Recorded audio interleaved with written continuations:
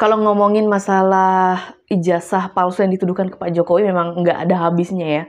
Ada Roy Suryo, Dr. Tiva, Dr. Rismon, itu penggugat ijazah yang dituduhkan palsu terhadap Pak Jokowi ya. Yang menggugat ijazahnya Pak Jokowi. Kenapa ya? Mereka ini tidak ada habis-habisnya begitu. Di sini mereka jumpa pers dan memperlihatkan wajah lesu mereka. Apakah mereka sudah habis strategi atau bagaimana ya? Makanya sudah memperlihatkan wajah-wajah lelah seperti itu. Apakah mereka takut seperti memakai baju orange begitu ya? Atau bagaimana? Tapi ya gimana ya? Balik lagi, itu hak mereka untuk tetap menyuarakan hak mereka gitu ya. Untuk menyuarakan suara mereka yang tetap ngotot, tetap kekeh mengatakan bahwa ijazah yang dimiliki Pak Jokowi itu palsu. Dan di sini agak lucu juga ya, Dokter Tiva itu ada ngomong salah gitu loh. Mungkin karena saking takut, saking sudah panik, saking sudah gimana ya, sudah lelahnya gitu. Beliau sampai-sampai salah nyebut gitu loh ya. Oke, di sini juga ada beberapa video lainnya sih, tapi nanti seiring berjalan kita coba melihat ya. So, kita langsung gas ke videonya. 1, 2, 3. Baik, bismillahirrahmanirrahim. Assalamualaikum warahmatullahi wabarakatuh. Okay. Jadi update dari peristiwa kriminalisasi yang kami lakukan. Update kriminalisasi yang mereka lakukan. Mengaku ya. Ini benar-benar apa sih? Mengakui sekali. Yang kami lakukan, yang terjadi pada kami, ya, terjadi pada kami bertiga ditambah dengan Bapak Rizal Fadilah, kemudian sesama ibu juga, Ibu Kurnia Tri Rayani, yang kami sudah alami. Ini tadi Roy Suryo sempat melihat ke arah Dokter Tiva ya, karena beliau salah menyebutkan. Okay. Ya, kami perlu sampaikan bahwa kriminalisasi tersebut berlangsung betul-betul di luar kemanusiaan. Jadi Ibu Kurnia Tri Rayani terutama, beliau dalam keadaan sakit berat, tetapi masih dipaksa bahkan sampai tengah malam untuk dilakukan pemeriksaan. Oh, jadi yang dikatakan kriminalisasi terhadap mereka itu adalah saat pemeriksaan ya, itu dilakukan sampai berjam-jam, dan tadi keterangannya sampai tengah malam untuk si Kurnia. Itu masih dalam kerangka klarifikasi, demikian juga dengan saya dan teman-teman semuanya, dan itu sungguh sangat berbeda, terjadi diskriminasi di mana kami diperiksa belasan jam, tetapi seorang terlapor sesama warga negara Indonesia yang dilaporkan di Baraskrim hanya diperiksa selama 50 menit bahkan 1 jam kurang. Itu betul-betul melanggar hak asasi manusia. Oh, jadi mereka nggak terima saat Pak Jokowi hanya diperiksa kurang lebih 50 menit begitu, tidak sampai 1 jam ya, hitungannya kurang lebih 1 jam gitulah ya. Jadi mereka tuh nggak terima gitu, kok Pak Jokowi begitu cepat ya diperiksa, kok mereka lama gitu loh. Ya apanya yang mau diperiksa kan? Kami dengan saudara Joko Widodo itu sama sebagai sesama warga negara, tetapi jelas kami mendapatkan diskriminasi hukum. Itu adalah catatan. Saya menambahkan dari sahabat saya Dr. Rismon bahwa betul-betul terjadi sebuah perendahan hukum. Hukum tidak ada lagi di negara ini. Hei, Tiva, kamu bisa berlagak tangguh di luar sana. Tapi tunggu saja sampai kamu di penjara. Saya mungkin seorang tahanan, tapi bukan perusak bangsa seperti kamu. Aduh.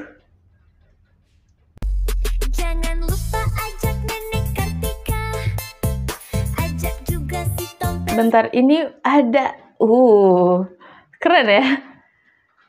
Sudah rilis full song di channel YouTube Javaningrat. Oke.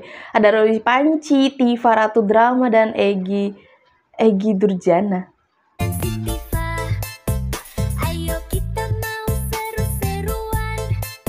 DJ Panci. Borgol-borgolan. Anggap saja ini buat latihan. Siapa tahu besok kamu ditahan. Jangan takut, gak boleh ngompol. Yang curang nanti akan kutampol. Borgol-borgol-borgol si Tifa. Biar mulutnya gak nyinyir aja. Keluarga saya, anak-anak saya mengalami teror. Anak-anak saya yang tidak punya salah apa-apa mengalami teror. Serangan buzzer-buzzer yang tiada henti dan pemanggilan hukum kepada kami dengan tuduhan yang berat, pasal-pasal yang berat. Kami para peneliti yang sedang melakukan pekerjaan kami dituduh dengan pasal-pasal berat. Ya, sama gua aja Roy Panci bertiga kalau di gua pur setengah dia. Kalau debat sama gua, kalau polisi kalau TV ada yang undang gua bilang, gua pur setengah, rombongan itu gua sendiri. Gua tau gua pur setengah, gua suruh menang dulu mereka gitu. Baru gua babat selesai gitu. Tapi kalau bicara keilmuan, dia kan pakar telematika dan pakar forensik juga. Udah kalau dia pakar kepake sama negara. Agak jualan bacot. Buktinya dia ngoceh-ngoceh di luar kan. Kalau dia pakar dipakai sama negara. Pakar yang gaji. Hah? Tahu dia pakar apaan? Yang namanya pakar telematika itu dipakai sama Kemenkominfo. Tuh ya, itu baru benar. Kuliah lo pakai Rismon. Pakar apa namanya? Forensik apa tuh? Pakar elektro apa segala. Kata dia kan gitu, doktor Jepang, atau Jepangnya Jepang mana? Jepang di dapuranya si Kimono Oyama atau siapa nggak tahu gue. Dia kuliahnya di mana kan itu. Dia ngaku Jepang, pakar forensik. Dia harusnya kepake ke Puslapor Mabes Polri minimal. Itu loh, sebagai tenaga ahli di sana. Kenapa dia nggak kepake nih semua orang? Dokter Tifa. Harusnya dia kepake di rumah sakit atau di Kementerian Kesehatan. Kenapa dia pada kagak kepake? Hah? Karena mungkin cara berpikir dia yang melenceng. Lulus. Kenapa tidak terpakai? Mungkin karena cara berpikirnya ya. Ya kita juga sudah melihat sih Roy Suryo, Dr. Tifa dan Rismon ya seperti apa gitu. Tahun 1967, 58 tahun yang lalu. Cuma satu kali saya buka ijazah saya. Yang lainnya di lemari. Walaupun ijazah saya harus hati-hati, harus betul disimpan baik-baik. Nanti di belakang hari dipertanyakan kalau tidak ada aslinya. Ya. Itu masalah besar. Kalau Anda sudah jadi gubernur, jadi bupati, jadi apa, ditanya ijazah tidak ada, Anda memalukan seperti ini. Jadi tolong diplastik nanti ijazah Anda itu supaya aman. Ya. Nah itulah sedikit tentang ijazah. Setelah ini ijazah dapat dari Pak Rektor, ada simpan lemari dan Anda tidak pernah buka lagi. Kita sudah menyimak videonya ya, di mana Firdaus Oibowo juga angkat bicara mengenai kasus yang dituduhkan ke Pak Jokowi ya, kasus ijazah palsu yang dituduhkan ke Pak Jokowi. Beliau mengatakan bahwa siap untuk menghadapi orang-orang ini, si penggugat ya, penggugat ijazah palsu yang dituduhkan ke Pak Jokowi, yaitu ada Roy Suryo, Dr. Tifa dan Rismon. Ya beliau mengatakan bahwa biarkan saja mereka menang dulu, nanti baru kita lawan begitu ya. Keterangan dari Firdaus Oibowo.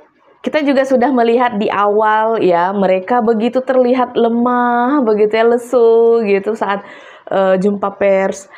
Kenapa ya? Apakah mereka takut ke depannya akan diberikan baju oranye atau seperti apa ya? Atau mereka pusing untuk memikirkan strategi lagi? Soalnya ini kan udah nggak mampan, ini sudah nggak mampan gitu loh. Sampai ya Dokter Tifa itu ngomong ada yang salah gitu ya. Aduh, seolah-olah mengakui bahwa mereka salah ya.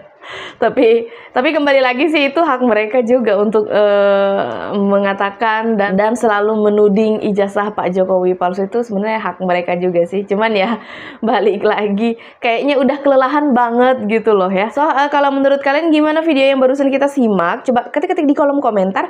Aku juga ucapin terima kasih banyak buat teman-teman yang sudah setia bersama Arissa Sebastia. Selalu ngikutin aku. Kayaknya sekian dulu video dari aku. Sampai jumpa di video selanjutnya guys. Bye.